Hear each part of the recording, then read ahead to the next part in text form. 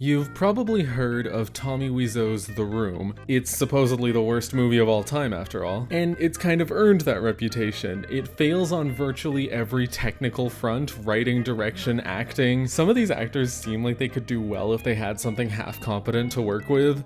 Others are just horrible.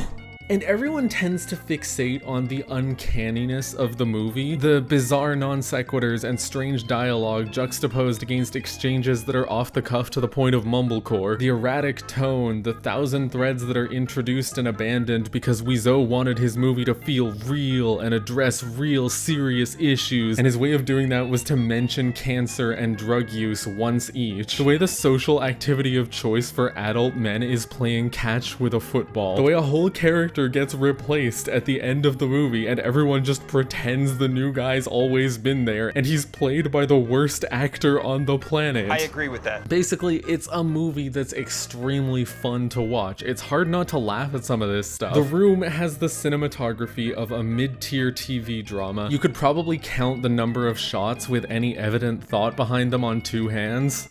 If that many. Wiseau seemingly doesn't conceive of the camera as anything other than a direct conduit for getting things on the screen, maybe a side effect of the movie being adapted from a stage play. And that conception is all over the movie. It delivers facts bluntly, but somewhere in there, there's something deeply uncomfortable, and it's something that is baked into the core of The Room. The central idea is that the relationship between main character Johnny and his future wife, Lisa, is falling apart. Lisa is bored of the relationship. She no longer has feelings for Johnny, and she's started an affair with his best friend Mark. And this movie indicates flatly that Lisa doing this is a bad thing. It's bad because she's engaged to Johnny, committed to him, and because she's hurting him by cheating on him. But there is very little exploration of what drives her to do it. She makes little remarks about boredom, wanting excitement, and she's clearly reveling in the scandal, but the movie does not find her actions comprehensible because it can't divorce its perspective, its creative lens from Johnny. And for however stifled Lisa might be, however disconnected she might feel from him, the case made by the film is that Lisa is foolish for betraying Johnny because she's lucky to have him. One of the most commonly joked about aspects of The Room is it seems to think that Johnny is like God.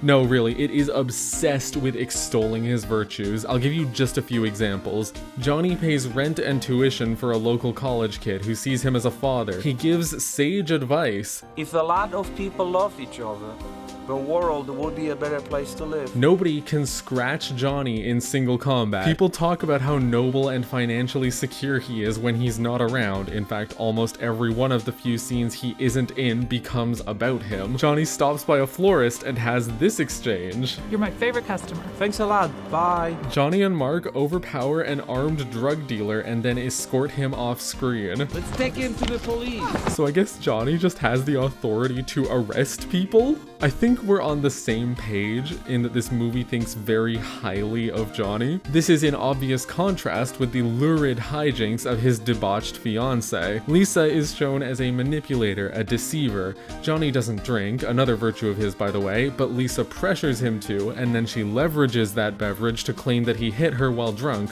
to convince other people to take her side. Lisa and Mark's affair is framed as seduction on her part. Mark says things like, "Why do you do this to me?" It's not uncommon for people, especially men but not exclusively, to treat their sexuality like it's beyond their control and try to hand-wave things like cheating by saying, "Well, did you see how sexy she was? How was I supposed to not sleep with her?" But beyond that, Lisa's seduction is part of a broader pattern of reasserting her nefarious machinations. Both scenarios are framed to remove the men's complicity. Yes, it's bad that Lisa pressured Johnny to drink, but he didn't take much pressuring. Yes, it's bad that Lisa came onto Mark, but he didn't take much convincing either.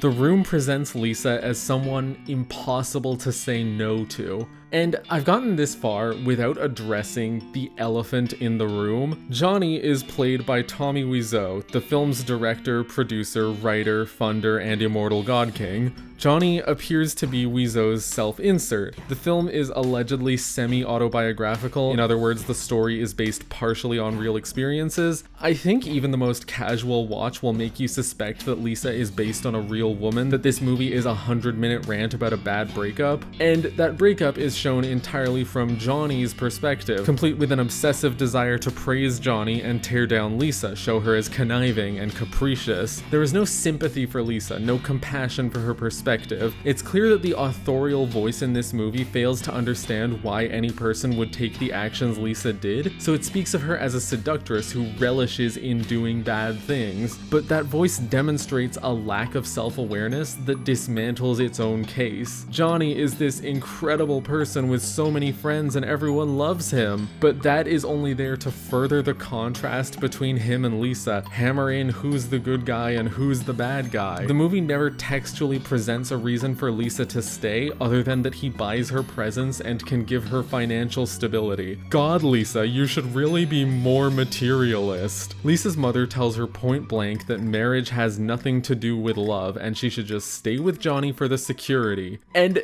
if that's the best case you can make, is it not reasonable to feel stifled?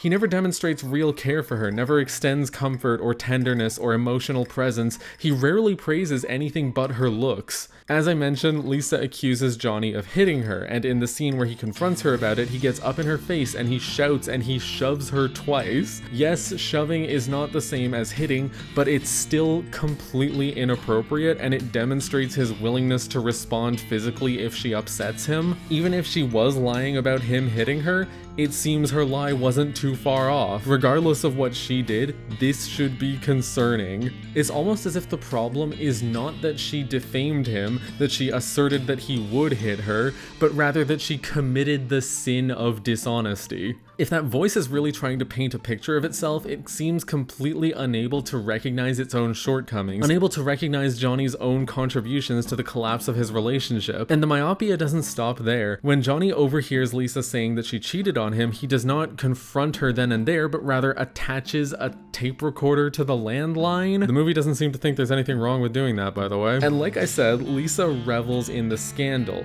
She shows pleasure in knowing that she's doing something bad, that she could get caught. So at the end of the movie, when Johnny is sulking in the washroom, Lisa calls Mark and asks to meet with him. And she speaks up at the end of the call, turns toward the washroom. You got it. I'm on my way. I don't know about you, but when I watch this, it sure seems to me like she wants him to hear. This comes after the affair is already out in the open. And then Johnny runs to get the tape and he plays it back, exposing the entire call as if he didn't already know. And Lisa gets upset over this, as if she now cares whether he knows or not. It's like Wiseau doesn't even understand the intent and knowledge of the characters he wrote and directed. The movie is so devoid of self-awareness that it completely ignores its own circumstances just so that Johnny can have his gotcha moment and expose Lisa. It's so detached. In this situation, doing what Johnny does would be petty, ineffectual, and frankly a little bit creepy. But the movie wants us to see it as him finally toppling Lisa's house of cards. Because this movie is a vehicle for winning a breakup. It's an avenue to retroactively win the arguments. It's a chilling expose on how, you guys, I was right about everything and I'm an amazing person and she was always wrong.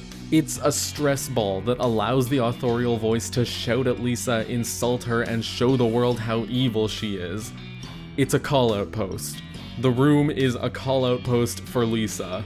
And even while it calls her out, it can't stop commenting on her attractiveness. Lisa looks hot tonight. She has 4 sex scenes, 2 with Johnny and 2 with Mark, and they're all framed exactly the same. No, seriously, the sex scenes of the couple that's been together for years are interchangeable with the scenes where one member of that couple is cheating with the other's best friend. There's an emphasized sense of scandal and risk before and after, but during the scene it's presented as equally romantic. You're supposed to find it equally titillating. Because Lisa is the object of the sex scenes. The movie isn't just the tragedy of Johnny losing his love, it's the tragedy of Johnny losing his sexy, sexy sex lady. And then, at the very end, Johnny kills himself. And his friends come in and freak out and they accuse Lisa of being the one to kill him. Because once again, Johnny has no culpability in his own actions. Even his suicide, perhaps the direst expression of self-definition there is entirely her fault. And what is this suicide saying? It's saying, see what happens when you push me? If the authorial voice were making this movie about a real broken relationship, and for legal reasons, I'm not saying that it is, I would think that this was that voice's way of addressing that ex. And what it says to her is, what if you upset me so much that I killed myself? That should feel real bad if that happened. And see, killing yourself to make someone feel guilty is, in my mind, completely repugnant. It's the ultimate guilt trip, and that's yet another thing the movie doesn't seem aware of. Now, the movie doesn't state that he killed himself to make her feel guilty, but it sure does seem to think that she should feel guilty over it. It's a fantasy suicide where after Johnny dies, his friends defend him, make sure to hammer that guilt into Lisa, and in death he gets to make everyone hurt as much as he feels they deserve. And here's the thing, a large portion of problems in relationships, maybe even most, are rooted in both parties to some extent. Sometimes it really is just one person's fault. I mean, the term abusive relationship exists for a reason. A problem arises though when we start treating all conflict as one-sided. In an argument, it's really easy to perceive everything said by the other person as an attack. It's easy to feel sad about something in relation to someone else and say, if I feel sad, it means you actively made me sad. The fact is, in real life, there's a lot of conflicts where both parties owe each other an apology. The Room doesn't get that. It tries to give us a story where one person undercuts, deceives, and betrays the other. Lisa is agent, Johnny is patient. Lisa did immoral things, Johnny is the victim of immoral things. Because Johnny is the moral patient, he can't be doing anything wrong. His shouting, shoving, and shooting are all reactions protected from accountability. You can't be blamed for a reaction, right? Johnny can't be blamed for doing what Lisa forced him to. That's what's so uncomfortable about The Room. It labors to paint a flattering picture of Johnny, but it doesn't notice how crooked the canvas is. It's so caught up in scrutinizing Lisa, in calling her a manipulative, evil tramp, that it never even thinks to turn that scalding gaze in the other direction, to ask whether Johnny could have done anything differently. I think some people might see this video and think, well, of course it does something badly, it's The Room. And sure, everybody knows The Room sucks, but it's always going to be worth understanding why it sucks. It seems self-evidently bad, but I think that its lameness is rooted in a lot of things, and its complete failure to comprehend conflict is part of that. I hope you agree with that. Thanks for watching. I hope you liked the video. So there was one subject that I wanted to talk about in this video, but there was nowhere that I could fit it into the flow, so I'm just sticking it here in the outro instead. Johnny's most obvious flaw is that he's just never present. There's a scene where his friend is telling him a story, and he keeps going like, Go on, I'm listening. Okay. He isn't listening. Look at him. He's not listening to this story. And in the most incongruous scene in the movie, Mark tells Johnny a story about a woman he knows cheating on several guys, and one of them finds out and beats her to the point of being hospitalized. And Johnny laughs. Everyone knows this scene, but it stumps me. Why would he react this way? Why would he ever think that's appropriate? The only reasons I can think of are, 1, he just wasn't listening because it wasn't about him. 2, he completely failed to read the room and he thought Mark was telling a joke. Or 3, he genuinely thinks there's something funny about a woman being beaten up.